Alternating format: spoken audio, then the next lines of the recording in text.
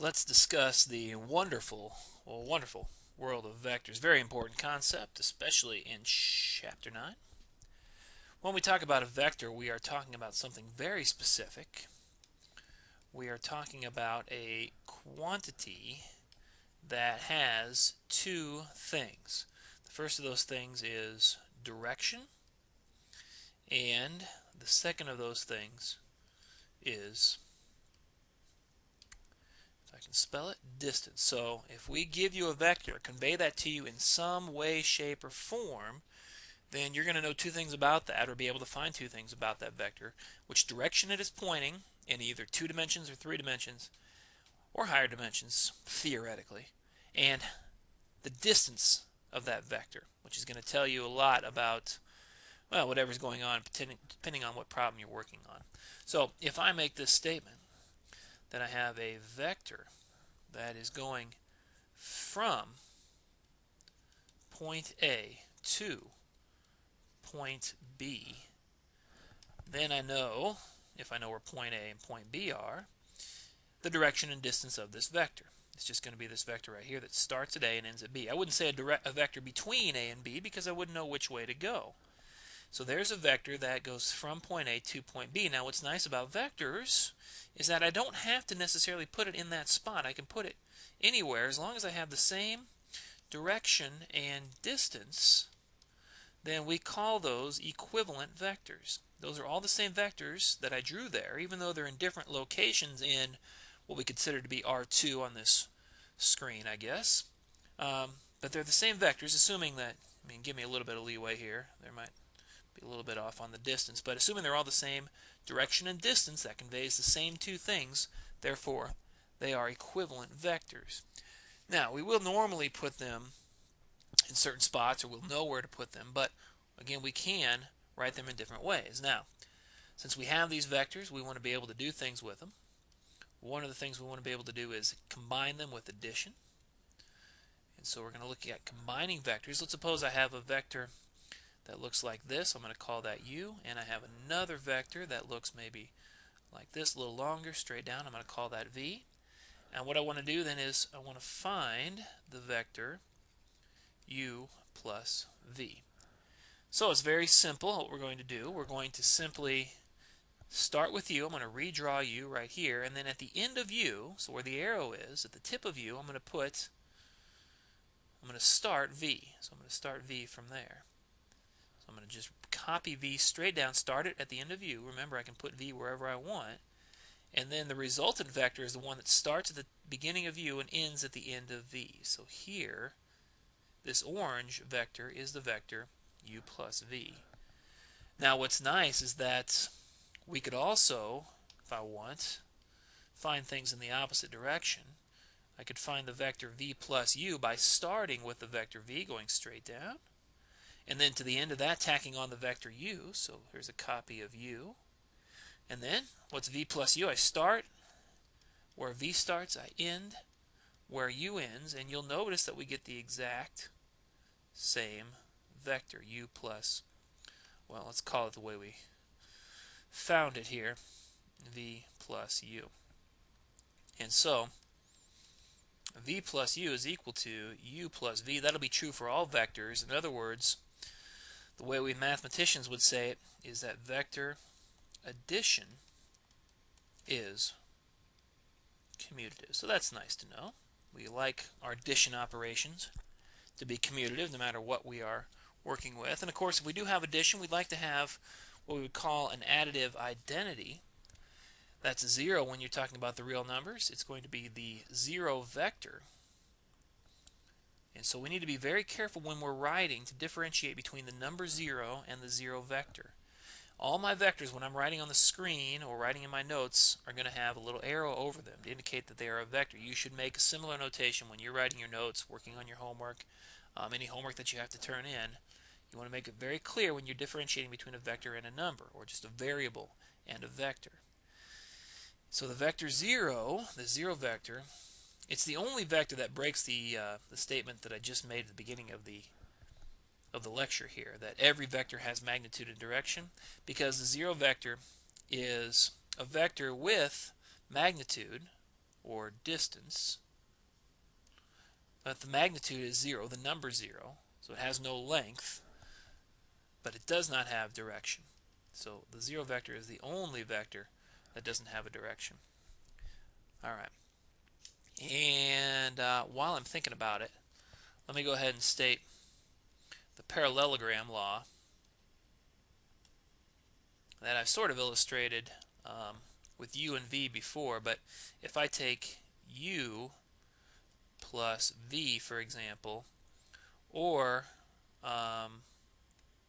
take v plus u, the resultant vector, I get a parallelogram here, and the resultant vector of adding those two vectors together. In other words, I can always make a parallelogram out of two vectors. The resultant vector, the vector I get when I add them together, is going to be the diagonal of that. So here is the vector u plus v, or v plus u, if you like. So that's called the parallelogram law.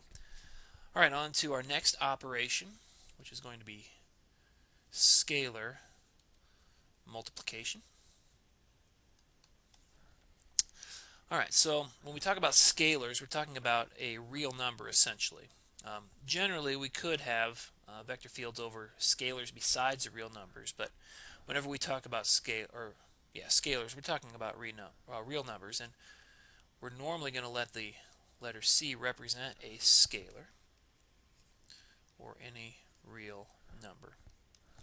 And let's go ahead and let V, there's that notation, so we know we're talking about a vector there, be some vector. And let's go ahead and make my vector here. There it is. It's got direction and length, direction and magnitude.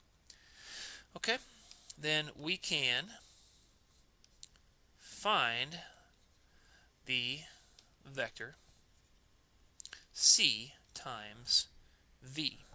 And here's how we do it. It's going to be a new vector,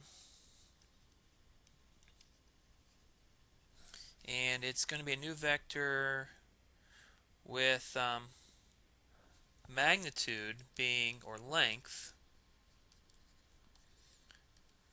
with length being the length or magnitude. So I've been saying length, magnitude and length are going to be interchangeable. We talk about vectors. The length or magnitude of v times the absolute value of our scalar. Okay. Now, what's the direction going to be? The direction of this new vector will be the same if our scalar is positive. And of course, the direction will be the opposite of the original vector's direction if C is negative. Of course, if C is equal to 0, that just makes it the 0 vector. Alright, so a couple of examples here then. Let's take that vector that we just talked about, V, and let's make another vector u. Let's say this is the vector u right here, and let's suppose I wanted to find then maybe 2 times v.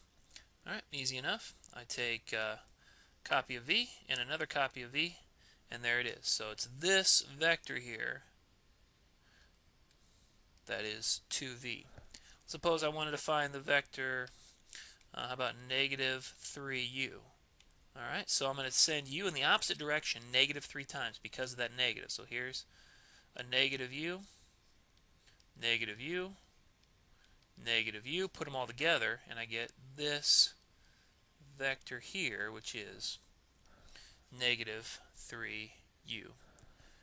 Here's another one. How about 1/2 v? We can certainly multiply by a scalar that's less than 1, so I'm just going to take, I'll just do it here in same direction as the original vector v, just half as long. Alright, and maybe we could do something really crazy like this. How about 2u minus v? The way we think about that, so I'm sort of introducing scalar subtraction on the fly, really it's just addition. We can think of it as addition with a negative vector. That's the way we can think of subtraction. So 2u plus a negative v. So remember how we add. Let's start with 2u. We'll do that here in, let's see. Yeah, that's fine. So 2u, so I'm going to go 2 u, and that's not really that close, is it? Let's try that again. Here's u right here. Let me take the same color. There's one u, there's two u's. I'm going to add to that a negative v. Now v goes this way, so I'm going to have to send that in the opposite direction. So here is negative v.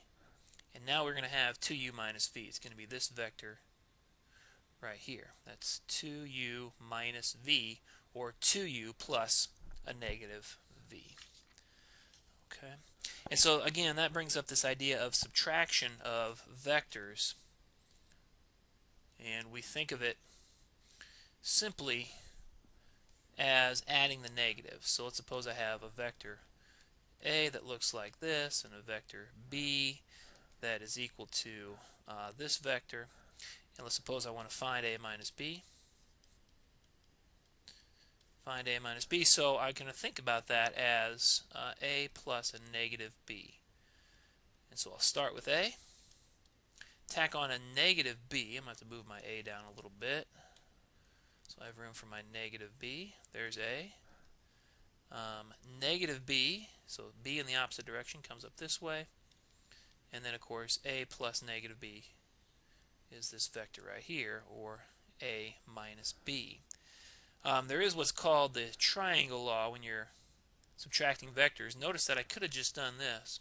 If I want to take a minus b, I can take a and start a and b in the same spot. So start a there, start b here, and then a minus b is going to be the vector that starts at the end of b and ends at the end of a. There's a minus b. Notice it has the same direction and magnitude as the way we found it originally.